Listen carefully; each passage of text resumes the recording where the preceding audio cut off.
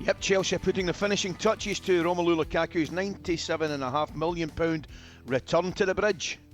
Harry Kane will also hold crunch talks with Spurs boss Nuno Espirito Santo today as Manchester City prepare to pounce. Kane finally returned on Saturday after taking an extended holiday following last month's Euros. So that's where we're at the moment. Because you're here, Trevor, why don't we start with Kane and City? So these rumours that City are going to go back in for him, maybe one last try. Do you see it happening before the window closes, genuinely? I think it's going to be difficult.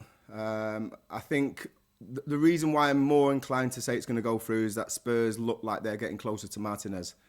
So I feel that's a natural progression and replacement for Harry Kane prior. So a little bit like what Villa did. Before they let Jack Grealish go, they started going out and they went and got Buendia and they got the boy Bailey.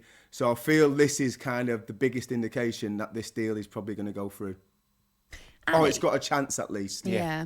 I Ali, think that's fair. If that does go through, I mean, what does that do to the league? Awesome. Well, it makes it, a lot harder for teams to compete against Manchester City, stating the obvious. But at the same time, if we're look at the rest of the teams. I said earlier on, Trev, I'd have City, slight favourites to retain the title this year. However, I mean, how exciting is it going to be? A Chelsea side that have beaten Manchester City the last 3 times. Yeah. They've strengthened, they've got Lukaku. United have strengthened.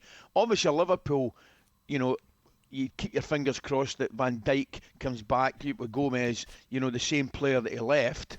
I just think we're in for a proper season. I really do. Yeah, I agree. I mean, I actually said if Lukaku does end up going to Chelsea, I make them favourites. Yeah.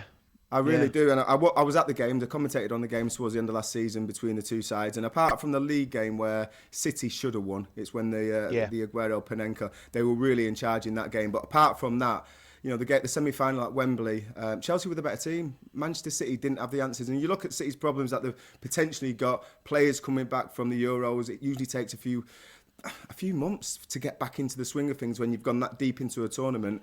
I think you look at Kevin De Bruyne, there's problems with his ankle ligaments. Yeah. Foden's got a boot on. So they are looking really stretched at the moment. And if they don't get Kane in, I feel like they could have a real struggle to get the season off to a good start. talkSPORT Breakfast with Laura Woods. Monday to Wednesday morning, 6 till 10. On AM, on DAB, via the talkSPORT app and on your smart speaker. talkSPORT.